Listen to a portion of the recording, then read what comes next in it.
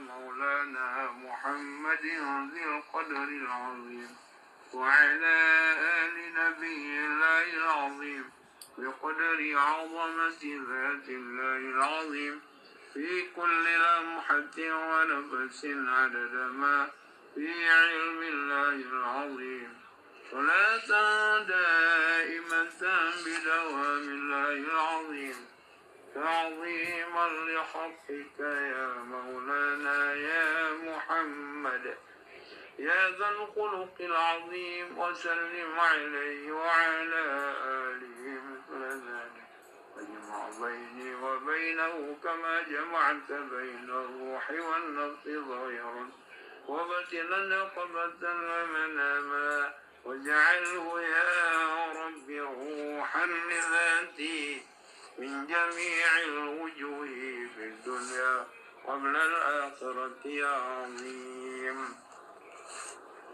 السلام عليكم ورحمة الله تعالى وbarakatuh. Alhamdulillahi Rabbil Alamin. Segala puji bagi Allah Subhanahu Wa Taala yang telah menjadikan kita pada pagi ini. Alhamdulillah Rabbil Alamin. Wassalatu wassalamu ala asyrafil anbiya'i wal mursalin wa ala alihi wa ashabihi ajma'in.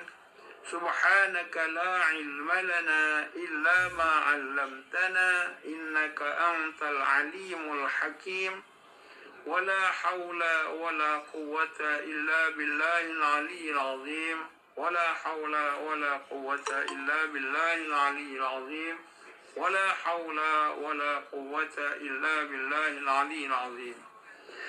رب اشرح لي صدري ويسر لي أمري واحلل عقدة من لساني يفقه قولي اللهم زدنا علما وارزقنا فهما. وفهمناها سليمان وكلا آتينا حكما وعلما وسخرنا مع داود الجبال يسبحن والطير وكنا فاعلين. يا حي يا قيوم يا رب موسى وهارون يا رب إبراهيم يا رب عيسى يا رب محمد صلى الله عليه وسلم أخرجنا من الظلمات الوهم إلى نور الفهم. اللهم فقهنا بالدين وعلمنا التأويل. نويت التعلم وتعليما وتذكرا وتذكيرا والنفع والانتفاع والإفادة والاستفادة والحرص على التمسك بكتاب الله وسنة رسول الله صلى الله عليه وسلم والدعاء إلى الهدى والدلالة على الخير ابتغاء وجه الله ومرضاته وقربه وثوابه وحسن العاقبة. يا فتح يا عليم يا فتح يا عليم يا فتح يا عليم افتح لنا فتحا قريبا يا فتح يا عليم يا فتح يا عليم. الفاتحة. أعوذ بالله من الشيطان الرجيم. بسم الله الرحمن الرحيم. الحمد لله رب العالمين الرحمن الرحيم مالك يوم الدين إياك نعبد وإياك نستعين اهدنا الصراط المستقيم صراط الذين أنعمت عليهم غير المغضوب عليهم ولا الضالين آمين. الحمد لله. Puji syukur kita panjatkan kehadrat Allah Subhanahu Wa Taala. Pada pagi yang mulia ini Allah Subhanahu Wa Taala memilih kita. Memilih kita untuk bersama dalam pertemuan maya ini. Semoga Allah Subhanahu Wa Taala memberi kita taufik dan hidayah sentiasa kepada kita. Kerana kalau tidak ada daya dan upaya taufik hidayah daripada Allah Subhanahu Wa Taala, saya kita tidak dapat bersama pada pagi ini dan hamba sendiri pun tidak dapat mengadakan kuliah sebegini yang mana Allah SWT memberi kemudahan pada kita, beri kesihatan, memberi kelapangan. Kalau sihat tapi sibuk, tidak ada kelapangan, tak boleh juga. Kalau ada kelapangan, tapi tubuh tak sehat, tak boleh juga. Tidak. Jadi, ini semua pilihan Allah yang kita syukuri, di mana tajuk yang baru kita habis pada bulan yang lepas, iaitu kita tajuk syukur. Baik, pada hari ini, Alhamdulillah, dengan masa yang ada ini, kita pergi kepada muka surat seterusnya, muka surat 67. Inilah tajuk yang dihidangkan oleh Imam Al-Ghazali rahimahullah untuk kita orang awam ni, ya tak? Untuk kita hadamkan. Kerana kitab-kitab yang Imam Ghazali hidangkan adalah untuk orang-orang awam, perkara yang sangat penting. Dia tidak hidang benda-benda yang khilafiyah, yang remeh-temeh. Tidak. Para ulama yang arif billah ni, dia hidang untuk kita ni yang penting, yang penting-penting. Yang penting-penting, yang jadi asas, yang menjadi usuluddin, asas agama. Jadi apabila kita belajar, kita boleh inti agama. Hak khilaf-khilaf, hak rengeh-rengeh, dia tidak, dia dah kan takut menyibukkan kita, kerana kita tidak ada masa banyak. Orang awam dah, masa tu banyak duduk urusan yang lain, kerana kita mempunyai tanggungjawab dan komitmen dalam kehidupan kita. Jadi kita orang awam ni perlu menghayati apa yang diutarakan oleh para ulama. Jadi tajuk ni pada hari ini iaitu keutamaan zikrullah, keutamaan zikir kepada Allah Subhanahu Wa Taala. Jadi ini adalah satu perkara sangat besar, tajuk ni. Semua ulama-ulama, sama ada ulama hadis, dia akan mengupah hadis berdasarkan kepada tajuk. Ada satu tajuk zikir. Sama ada ulama tafsir, dia akan menghuraikan ayat-ayat berkaitan zikir. Sama ada ulama tasawuf, ulama usuluddin, akidah, ulama fiqh, semua menyentuh tentang zikir. Kerana zikir ni sangat luas. Jadi kita tengok macam mana huraian Imam Al-Ghazali dalam kitab Mukasyafatul Qulub. Banyak kitab-kitab yang menyebut tentang zikir, tapi oleh kerana kita menggunakan kitab Mukasyafatul Qulub, kita faham apa Imam Ghazali nak bawa dalam kitab Mukasyafatul Qulub. Walaupun ada kitab-kitab lain yang Imam Ghazali juga mengarang, Kutubul Ghazali, ini adalah kitab-kitab Imam Ghazali ini banyak. Seperti kitab Ihya Ulumuddin yang besar, kitab Bidayatul Hidayah, kitab Mukasyafatul Qulub. Jadi kita orang awam ni, kita tidak hafal pun kitab ada dah. Tapi ulama-ulama seperti ulama-ulama yang dulu-dulu, seperti Imam Abdullah Al-Haddad rahimahullah, kecil-kecil lagi hafal dah. Hafal Kutubus Sittah, kitab-kitab hadis dah hafal Al-Quran tu, hafal dia. Jadi kita bukan ulama ni, tak apa pun saya tak tanya. Yang penting kita mengamalkan dah apa yang diajar oleh Rasulullah.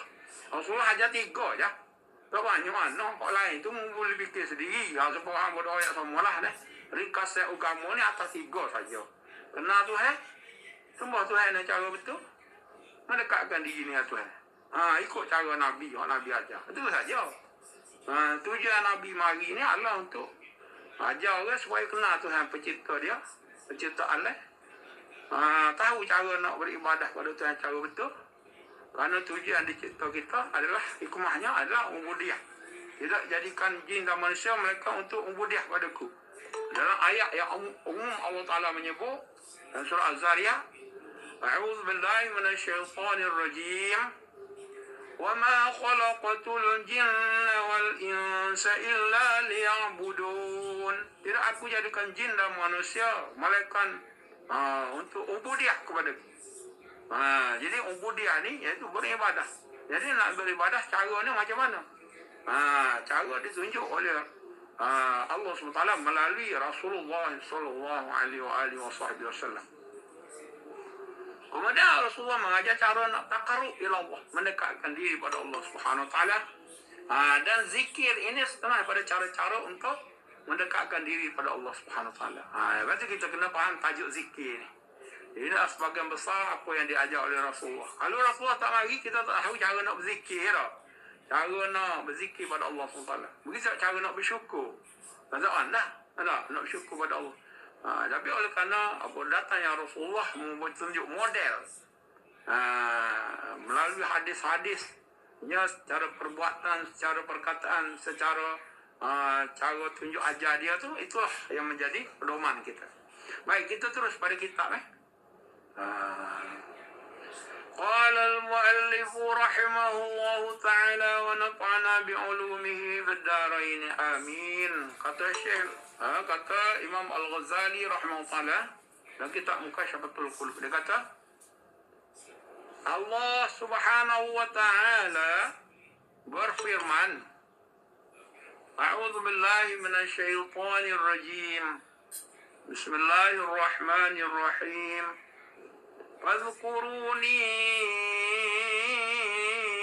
azkurkum washkuru li wa la takfurun.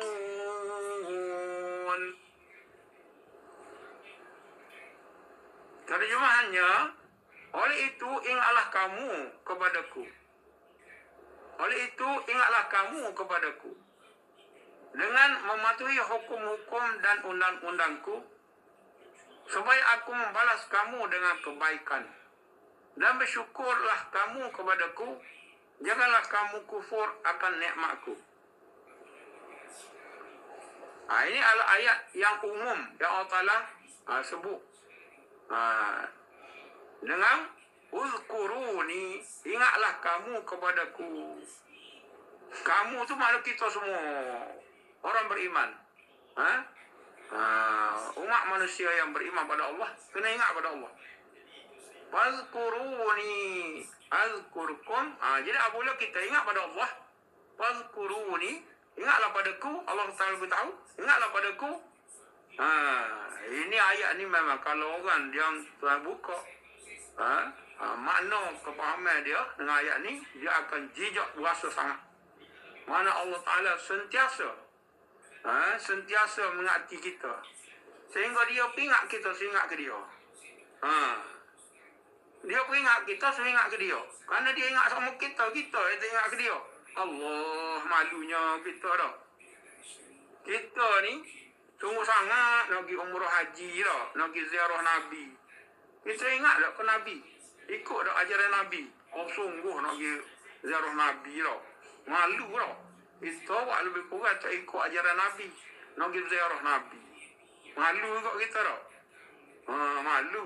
Lah ni mesti haji umrah ni lah. Semangat kita punya orang boleh umrah kita, masya-Allah. Kalau boleh pergi sedaknya lah. Orang tu orang tak apalah dia. Kita ni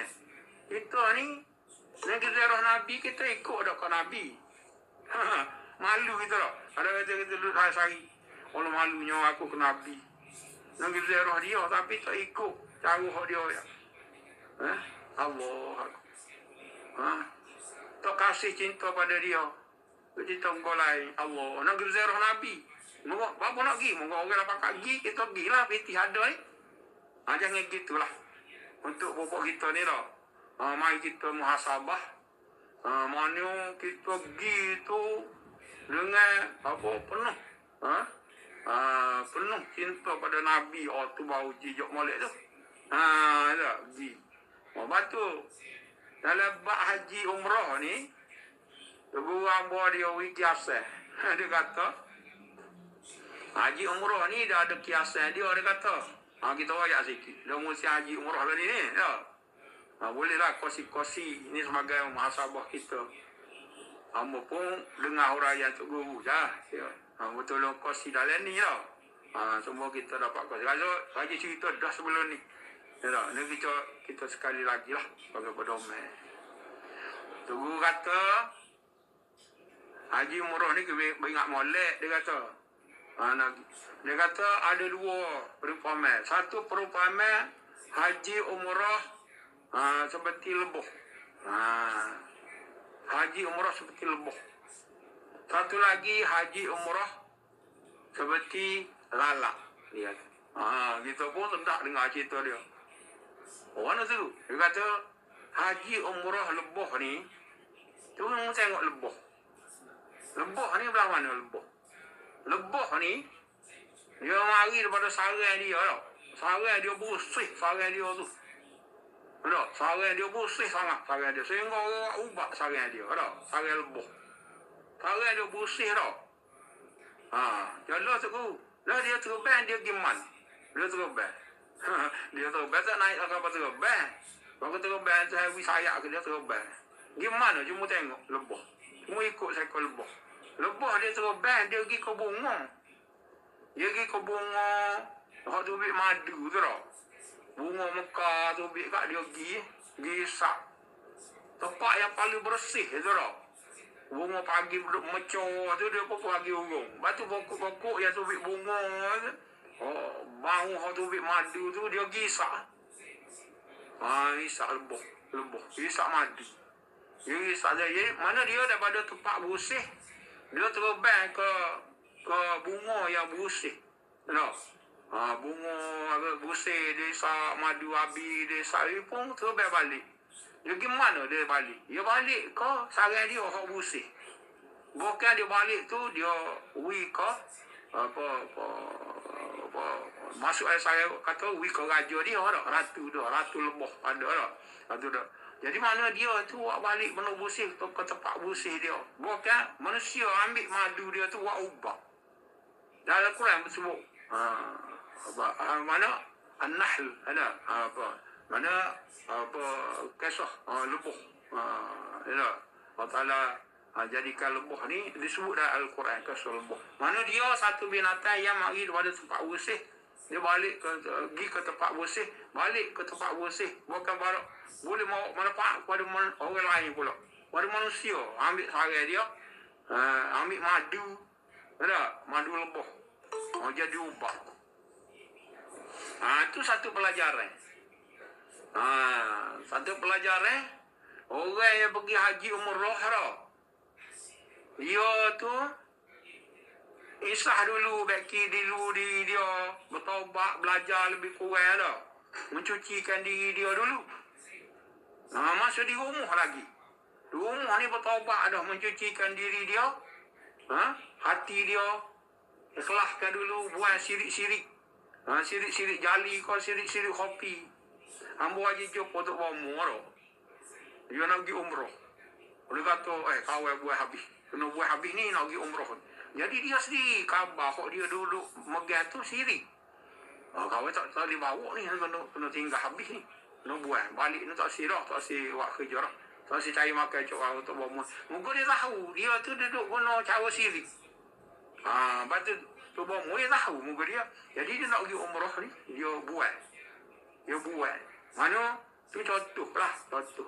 Mana kita ni kalau ada dosa maksiat apa ni, belum pergi Mekah, umrah, haji, umrah tu, kena bertaubat dulu sebenarnya. Belajar dulu perdoaan, cukup kemah dulu lebih kurang dah. Sehingga kita rasa bersih sikit. Ikhlas sikit, biar baru boleh terbagi, baru jadi haji lebah dah. Sebab kita nak pergi tempat migrati, tempat suci. Haram, tanah suci ada. Kita ni, rumah kita, tempat duduk rumah ni suci ke tu? Dengan sirik, dengan dosa maksiat. Jadi kalau kita ni, nak ikut jadi haji lebah, dia kata, masa duduk rumah ni, bertaubat dulu, belum pergi tu, belum terbang. Taubat dulu, biar jadi suci rumah kita, hati kita suci, fikiran kita suci, apa semua ikhlas sungguh. Barulah terbang, baru jadi lebah. Tahu? Awalnya terbang di tempat suci, sana memang gereti suci. Sebab apa? Siapa yang mensucikan? Allah yang sucikan. Mana? Inni umirtu an a'budu rabb hadhil baldatil ladzi harramahu wa lahu kullu syai. Allah yang mensucikan tanah haram tadi. Allah kata tanah ni suci ni. Yang buat pelik-pelik. Dalam Al-Quran Allah menyebut, aku diperintah ini umirtu an a'budu rabb hadhil baldatil ladzi harramaha. Aku diperintah untuk mengibadahkan diri kepada Tuhan ini negeri yang telah mengharamkan negeri ini. Ingat molek Mekah Madinah ni tanah haram tu. Siapa yang mengharamkan? Allah. mengharamkan. Lepas tu nak masuk Mekah kena, nak mengajarkan ibadah kena, ada patah larang dia. Jadi gitu. Jadi apabila kita pergi Mekah, gratis suci tempat tu. Garanti suci tempat tu kita kena beriman tanah haram ni tanah suci. Jadi kita tak suci nak pergi tempat suci tu, jadi tak kena tu. Kita sucikan diri dulu baru jadi haji lembut. Dan nak pergi juga. Teruk pergi. Takut kita kata labbaik Allahumma labbaik. Aku mari ya Allah, aku mari. Allah kata, balik. Takut kena suruh balik. Tapi kita tak dengar. Kita tak dengar. Moga kita ni tak dengar. Tetapi seolah-olah gitu kita takut tau. Kita nak pergi, kita tak layak. Pergi balik. Nampak kita pergi dengan cepuah, dengan kotornya. Ya tak? Lepas tu kita kena jadi haji lebah, bersih dulu diri. Bertaubat dulu, belajar lebih kurang. Lepas tu baru terus pergi. Allah kata labbaik Allahumma labbaik. Dia tu air matanya dengan isahnya. Dia kata mari-marilah hamba-Ku, mari-mari. Ya, mari-mari dekat aku. Jatuhnya begitu. Labbaik Allahumma labbaik. Aku mari ya Allah, aku mari dah ni. Jadi Allah mari. Jadi gitu. Jadi Mekah Madinah ni tempat tanah suci. Tetamu Allah kena pergi dengan adab. Ya, dan suci lebih kurang dulu. Itulah yang diajar oleh Rasulullah SAW. Supaya kita ni sentiasa bertaubat. Ya tak? Habis itu. Jadi apabila kalau kita pergi sana menyeduh akan nikmat kerohanian, dapat pertambahan keimanan, apa semangat ibadah apa. Bergadung sana mungkin tempat orang belum-belum buat ibadah. Kau malas sikit jadi rajin sana. Tunggu. Pergi ibadah, masuk berseri muka, bercahaya hati. Ya. Bercahaya. Berbunga-bunga hati. Rindu kasih pada Allah dan Rasul. Ya. Engkau dia mari pada rumah lagi. Dia bersih lagi, sana kau bersih lagi. Kau bergemilang hati dah. Kemudian dia balik rumah kan. Balik rumah ni membawa manfaat kepada di kampung dia, di rumah dia, pada anak isteri dia, bawa manfaat. Seperti mana lebah balik ke sarang dia boleh manfaat, orang boleh ambil madu dia, madu lebah sarang dia. Jadi rumah dia tu jadi berubah dah. Dia tu balik haji tu. Di rumah dia tenang dah. Jadi ada perubahan rumah dia bawa manfaat kepada masyarakat. Buat contoh dia. Cakap dia pun orang boleh ambil hikmah nasihat. Ada ke jumpa orang macam tu? Balik haji ni orang boleh tiru perangai dia. Belum haji tu tak nampak sangat. Balik haji Allah. Tu tanda orang haji lebah. Haji lebah. Ya, haji lebah. Ya. Dibandingnya haji lebah. Balik dia lepas tu sentiasa membaiki diri. Belajar berdoa, memantapkan agama dah. Gitu. Memandai ke akhirat dah. Tu balik pada haji umrah. Ya dah. Itu dipanggil haji mabrur. Haji yang diterima, haji yang makbul. Bukan haji malburu. Ya dah. Jadi baik. Sebaliknya. Jadi hari ni kita terai banyak sikit tentang dua ni haji umrah ni. Iaitu haji umrah lalak. Lalak macam mana lalak lalak dia mari tempat dia. Mana lalak? Lalak dia huruf bangkai. Tempat yang busuk. Najis, yang kotor, yang berbau busuk tu dia suka sangat. Lepas tu kalau kita beli ikan tak berapa segar, bau busuk, dia mari lalu. Lalak pen tu tak? Lalak tu dia mari. Lalak ni dia suka tempat kotor, tempat busuk, lalak. Lalak. Itu lalak. Jadi kemudian dia terbang mana kata tu guru? Mupati dia tu. Dia terbang mari tempat hidangan kita. Kita masuk molek-molek hidang bang sedak, dia pun mari. Dia mari nak urung ikan makanan tadi. Tu lalak. Makanan manis-manis apa semua dia mari nak urung. Itu pun hambak dia. Hambak. Cari saji lah tutup lah CV enggak. Mana gangguan dia tu. Gangguan. Tapi dia nak pergi semacam. Habis hambak lah. Suai dah hambak. Ada lidi pula piak. Piak. Nak suruh lari. Ni dah. Lidi. Tebuh dia. Itulah. Mana tuan makanan tadi tak suka dia pergi hurung. Makanan yang bersih tadi. Tapi lalak tahu. Moga dia lalak tau. Kata, hei lalak. Balik tu. Ke tempat tu. Tak erti. Tak erti moga dia lalak. Jadi apabila dia pergi hurung tu. Kemudian lepas dia. Kita lepas sikit. Dia pergi legal. Kenapa? Dia pun balik ke tempat dia malah. Mana? Tempat bangkai dia.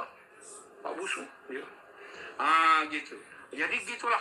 Orang haji lalak ni, na'udzubillah min zalik, umrah lalak ni tau. Tak kira siapa lah kita pun ambil sendiri pun. Kalau kita kelah umrah lalak ni, gini jadi. Iaitu belum pergi Mekah tau. Tak belajar ke satu. Tidak muhasabah diri, tidak isah apa. Orang pergi kat, kita pergi dengan nafsu kita tu. Tak tenang. Dengan sepuah kotor, kita ada sirik, kita bawa tau. Pergi. Ada seorang cerita tau. Dia pergi tawah. Masa duduk tengah tawah tu, bunyi suara. Sirik tau. Dia sirik ada padamu tau. Ada suara kata ke dia. Sirik tau. Ada suara kata ke dia. Masa duduk tengah tawah. Isah dia. Dia apa Gak boleh ada sirik pada aku. Dia cik ada sungguh sirik pada dia. Ada sirik pada dia. Cik ada sirik. Jadi bunyi dia. Itu gurau. Jadi apabila orang ni pergi haji umrah, dia kena sedar. Jangan kena apa? Jangan dalam keadaan tidur, dalam keadaan bersih, dalam keadaan kotor cepuah tu. Azal dia kuat nak pergi tadi. Tiba-tiba tu hawi keinginan dia nak pergi tadi. Pergi sana tu legal sana tak ada adab.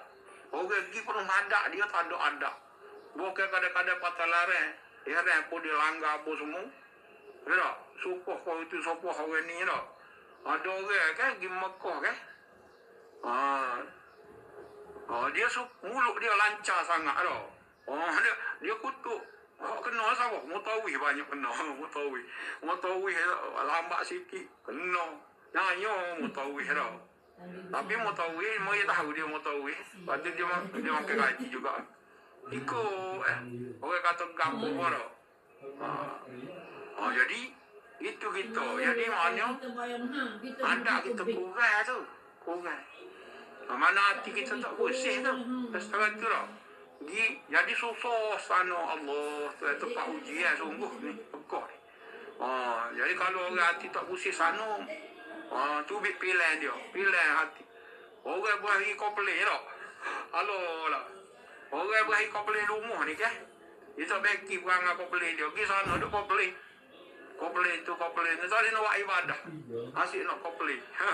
Komplain. Apa ujian tau. Masuk ambil sendirilah.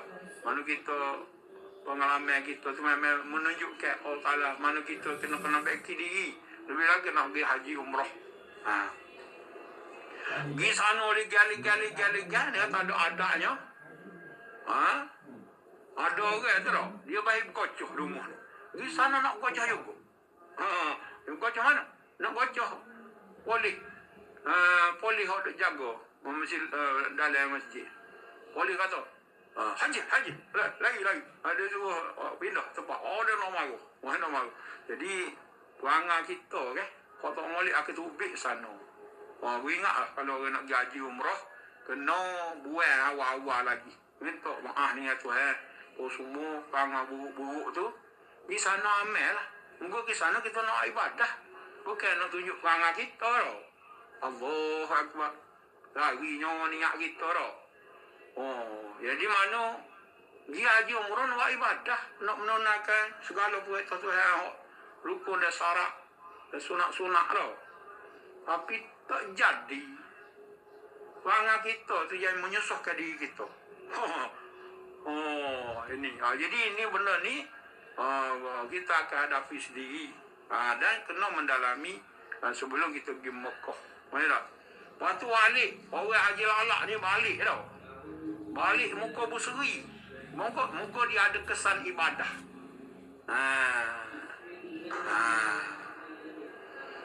Kesan ibadah.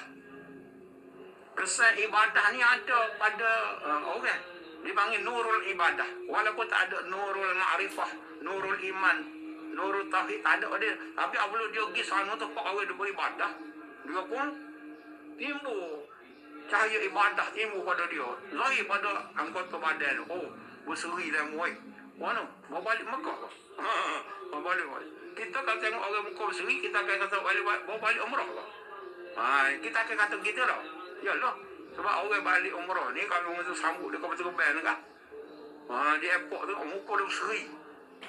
Peluk juga kita ke dia tau. Peluk. Mana? Seri dia. Cahaya. Itu dipanggil nurul ibadah. Sana orang belum buat ibadah. Nak semaya subuh pukul 5 tau. Pukul 3 bangun dah. 2:30 bangun dah. Tak kira siapa. Pergi lewat tu. Bangun lewat tu tak boleh masuk masjid lah. Jadi mana dengan sedih orang belum kita pun terikut dan bercahaya kita. Tempiah orang. Jadi apabila kita balik suri tadi, minggu 2 je. Kolamu ko malak.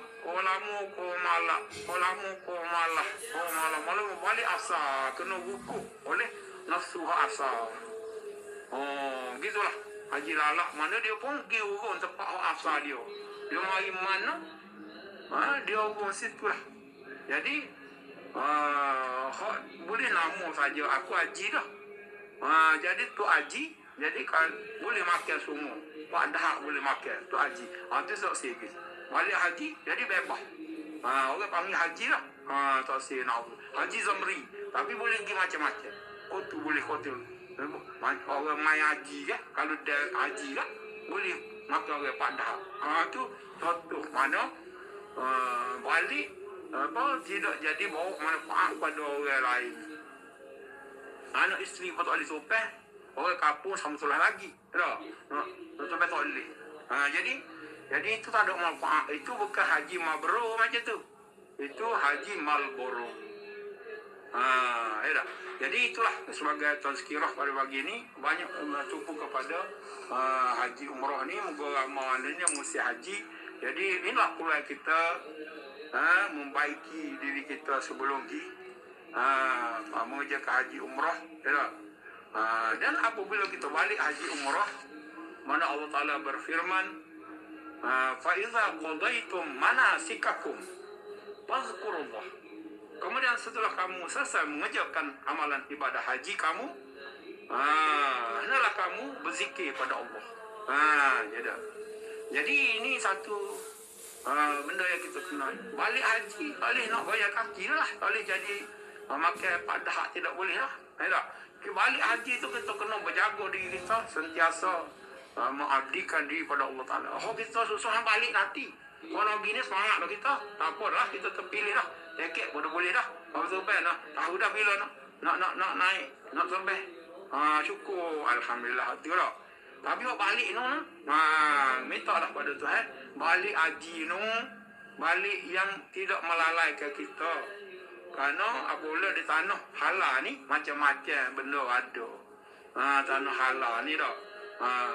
Jadi kita kena jadi orang allazina yazkuruna Allah qiyaman wa qu'udan wa ala junubihim. Orang-orang yang menyebut berzikir dan mengata Allah semasa mereka berdiri dan duduk dan juga semasa berbaring. Fa iza qadaytumus shalah fazkurullaha qiyaman wa qu'udan wa ala junubikum. Kemudian apabila kamu telah selesai sembahyang, maka hendaklah kamu menyebut nama Allah semasa kamu berdiri, duduk dan semasa berbaring. Itu kepentingan zikir. Mana zikir ni selepas kita buat ibadah khusus, kita dah habis dah. Haji, habis balik rumah. Kerana itu ada masa dia. Semaya ada masa dia. Habis semaya, sudah. Di luar semaya tadi, semaya luar haji tadi, habis zikir. Itu yang Allah Ta'ala kenaki. Iaitu tentang ayat 103 ni, surah An-Nisa ni. Iaitu faiza qadaytumus shalah fazkurullaha qiyaman wa qu'udan wa ala junubikum. Kemudian apabila kamu telah selesai mengerjakan sembahyang, maka hendaklah kamu menyebut dan mengasihi Allah semasa kamu berdiri, duduk atau semasa kamu berbaring. Tentang ayat ni kata dengan Ibn Abbas rahimahullah ta'ala radhiyallahu anhuma. Ibn Abbas radhiyallahu anhuma berkata, maksud ayat tadi, iaitu maksudnya adalah pada malam dan siang hari, di daratan dan di lautan, dalam perjalanan dan ketika tinggal di rumah, ketika kaya, ketika miskin, ketika sakit, ketika sihat, ketika secara bersembunyi-bunyi dan terang-terangan. Jadi Ibn Abbas radhiyallahu anhu mengatakan ayat ni Allah Ta'ala perintah kita supaya apabila sudah semaya, kita akan berada di tempat yang berbagai-bagai, keadaan yang berbagai-bagai, sama ada dalam keadaan malam kau, dalam keadaan siang kau, ataupun di daratan kau, di lautan ataupun di udara. Perjalanan udara dulu tak ada perjalanan udara. Lah ni ada. Jauh pis sama. Di udara. Ada naik kapal terbang, kena berzikir. Dalam perjalanan kita musafir ataupun kita duduk di rumah, seorang-seorang berzikir pada Allah. Ketika kaya, kata kaya berzikir juga, miskin pun berzikir juga. Ketika sakit, masa kita sakit, masa kita sihat. Ini kita berzikir masa sihat saja dah. Sakit kan, duduk hai dah. Duduk susah dengan sakit tadi, ialah zikir. Tu kita takut, na'udzubillah min zalik dah. Itu ni masa sihat kita boleh berzikir lah, muka akal kita boleh waras. Tapi masa sakit akal tak waras dah, perasaan pun jadi celaru dah.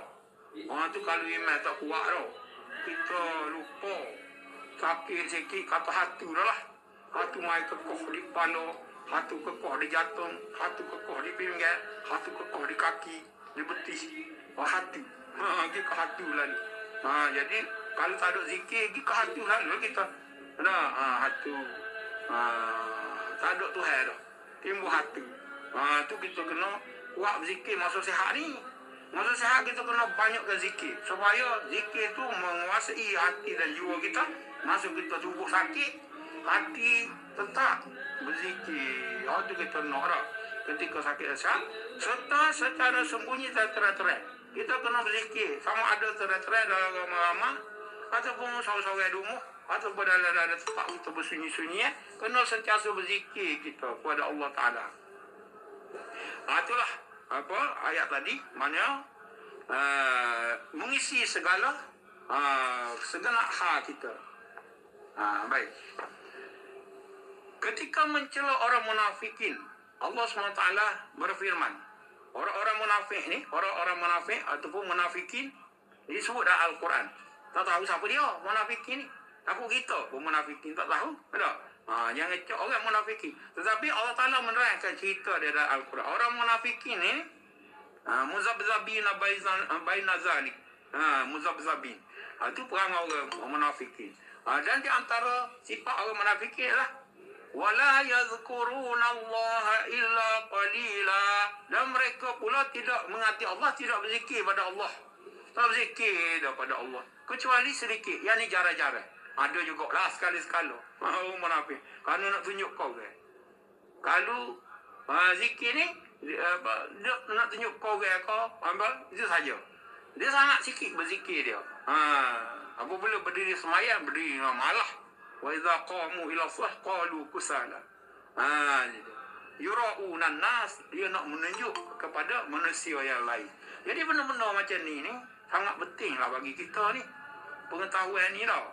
Jadi Batu Imam Ghazali membawa satu tajuk keutamaan zikir kepada Allah. Dan di dalam kitab yang lain, Bidayatul Hidayah, Imam Ghazali menerangkan ada satu hadis yang panjang. Rasulullah SAW menerangkan tentang bagaimana malaikat bercakap-cakap dengan Allah SWT tentang orang berzikir ni.